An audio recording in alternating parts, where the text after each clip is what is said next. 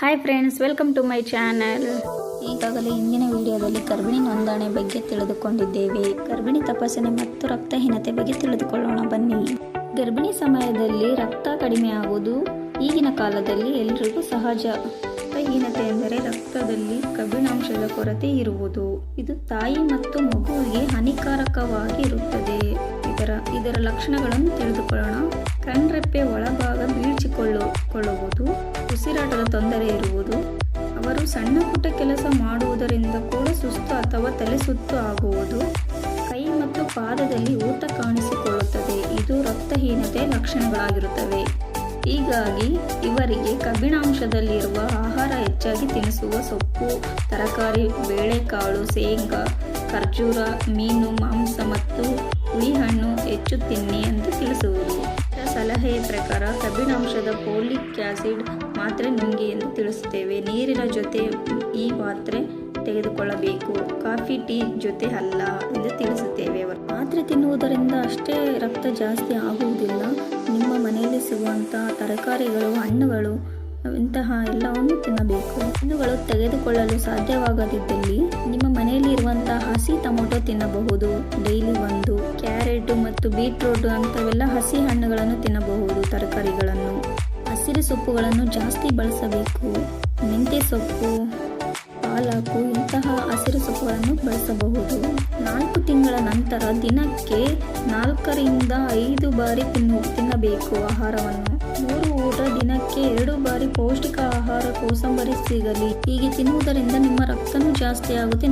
ಗರ್ಭಾವಸ್ಥೆಯಲ್ಲಿ ಕೆಲವೊಮ್ಮೆ ಸಮಸ್ಯೆಗಳು ಆಗಬಹುದು. ಸಕಾಲದಲ್ಲಿ ಪತ್ತೆ ಹಚ್ಚಿ ಚಿಕಿತ್ಸೆ ನೀಡುವುದು ಮುಖ್ಯ ಆಗಿರುತ್ತದೆ. ಆದ್ದರಿಂದ ತಾಯಿ ಮತ್ತು ಮಗು ಇಬ್ಬರಿಗೂ ಆರೋಗ್ಯವಾಗಿ ಇರುತ್ತದೆ. ಆದ್ದರಿಂದ ಪ್ರತಿ ತಿಂಗಳು 2 ತಿಂಗಳಿಗೆ ನಿಮ್ಮ ಹತ್ತಿರದಲ್ಲಿರುವಂತಹ ಸರ್ಕಾರಿ ಆಸ್ಪತ್ರೆಯಲ್ಲಿ ಹೋಗಿ ಚೆಕಪ್ ಮಾಡಿಸಿಕೊಳ್ಳುವುದು. 9 ತಿಂಗಳ ಹೊತ್ತಿಗೆ 7 ಬಾರಿ ಚೆಕಪ್ ಆಗಿರಬೇಕು. ನಿಮ್ಮ ತಾಯಿ ಕಾರ್ಡಿನಲ್ಲಿ ಕೆಂಪು ಸ್ಟಿಕ್ಕರ್ ಗುರುತು ಇದ್ದರೆ ಗಾಬರಿ ಆಗಬೇಡಿ. ಗರ್ಭಾವಸ್ಥೆಯಲ್ಲಿ ಸಮಸ್ಯೆ ಇದ್ದರೆ ಅದನ್ನು ಅಂಟಿಸಿರು. ನಿಮಗೆ ವೈದ್ಯಕೀಯರ ಆರೈಕೆ ಬೇಗನೆ ಸಿಗಲಿ ಎಂದು. ಪ್ರತಿ ತಿಂಗಳು ಸರ್ಕಾರಿ ಆಸ್ಪತ್ರೆಯಲ್ಲಿ 9ನೇ ತಾರೀಖರಂದು PMSAMA ಅಡಿಯಲ್ಲಿ ಇಲ್ಲದೆ ತೊಡಕಿನ ಗರ್ಭಿಣಿದಾರೆ ಇದ್ದಲ್ಲಿ ಪ್ರತಿ ತಿಂಗಳು 24ರಂದು ಈ PMSAMA ಅಡಿಯಲ್ಲಿ ಎಂದು ಹೆಚ್ಚುವರಿ ತಪಾಸಣೆ ಹೋಗಬೇಕು. ಆ ದಿನವಂದು ಉಚಿತವಾಗಿ ಸೇವೆ. ಹತ್ತಿರವಾಯಿತು ಹೆರಿಗೆಯ ದಿನ, ಎತ್ತಿಕೊಳ್ಳಬೇಕು ಏನೇನು. ನಿಮ್ಮನ್ನು ನೀವು ಸರಿಯಾಗಿ ನೋಡಿಕೊಳ್ಳಿ. ಸಿಹಿ ಸುದ್ದಿಯನ್ನು ಹೆರಿಗೆ ಚೀಲ ಸಿದ್ಧಪಡಿಸಿಕೊಳ್ಳಿ. 8ನೇ ತಿಂಗಳೊಳಗೆ ಇವುಗಳನ್ನು ಸಿದ್ಧಪಡಿಸಿಕೊಳ್ಳಿ. ನಿಮ್ಮ ಗರ್ಭಧಾರಣೆಗೆ ಸಂಬಂಧಪಟ್ಟ ಎಲ್ಲ ದಾಖಲೆಗಳನ್ನು ಸಿದ್ಧಪಡಿಸಿ. ತಾಯಿ ಮತ್ತು ಮಗುವಿನ ಉಡುಪು, ನಿಮ್ಮ ಹತ್ತಿರದ ಹೆರಿಗೆ ಆಸ್ಪತ್ರೆಯ ದೂರವಾಣಿ ಸಂಖ್ಯೆ ಮತ್ತು ವಿಳಾಸ.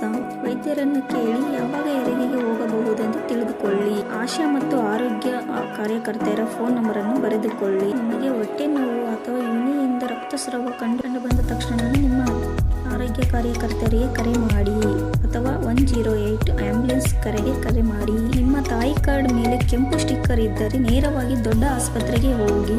ಗರ್ಭಿಣಿ ತಾಯಂದಿರಿಗೆ ಸರ್ಕಾರದ 3 ಯೋಜನೆಗಳು. ನಿಮಗೆ ಮತ್ತು ನಿಮ್ಮ ಮಗುವಿಗೆ ಅನೇಕ ಸೌಲಭ್ಯಗಳು. JSY ಅಂದರೆ ಜನನಿ ಸುರಕ್ಷಾ ಯೋಜನೆ.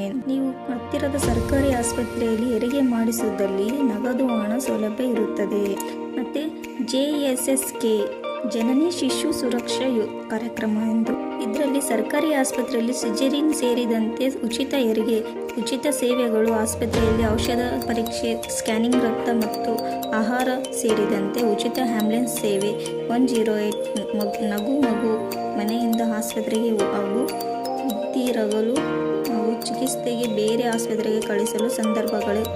ಕಾಯಿಲೆ ಇರುವಂಥ ಮಗುವಿಗೆ 1 ವರ್ಷದವರೆಗೆ ಉಚಿತ ಆರೈಕೆ ಮತ್ತು ಚಿಕಿತ್ಸೆ ದೊರೆಯುತ್ತದೆ. ಮತ್ತು ಇನ್ನೊಂದು PMMVY ಎಂದು ಪ್ರಧಾನಮಂತ್ರಿ ಮಾತೃವಂದನಾ ಯೋಜನೆ. ಇದು ಅಂಗನವಾಡಿಯಲ್ಲಿ ದೊರೆಯುತ್ತದೆ. ಗರ್ಭಿಣಿ ಮತ್ತು ಬಾಣಂತಿಯರಿಗೆ ಕಂತಿನಲ್ಲಿ 5,000 ನಗದು ಸೌಲಭ್ಯ ದೊರೆಯುತ್ತದೆ. ಮೊದಲನೇ ಕಂತಾಗಿ ಗರ್ಭಿಣಿ ಇರುವಾಗ 3,000 ದೊರೆಯುತ್ತದೆ. ನಂತರ ಡೆಲಿವರಿ ಆದ ನಂತರ 14 ವಾರಗಳ ನಂತರ ಎಲ್ಲ ಲಸಿಕೆಗಳನ್ನು ನೀಡಿದಲ್ಲಿ 2,000 ದೊರೆಯುತ್ತದೆ. 2ನೇ ಮಗು ಹೆಣ್ಣು ಮಗು ಆಗಿದ್ದರೆ 6,000 ಹೆಚ್ಚುವರಿ ಭತ್ಯೆ ನೀಡಲಾಗುವುದು. ಇಷ್ಟೆಲ್ಲ ಸರ್ಕಾರಿ ಸೌಲಭ್ಯಗಳು ಇರುತ್ತದೆ. ಧನ್ಯವಾದಗಳು.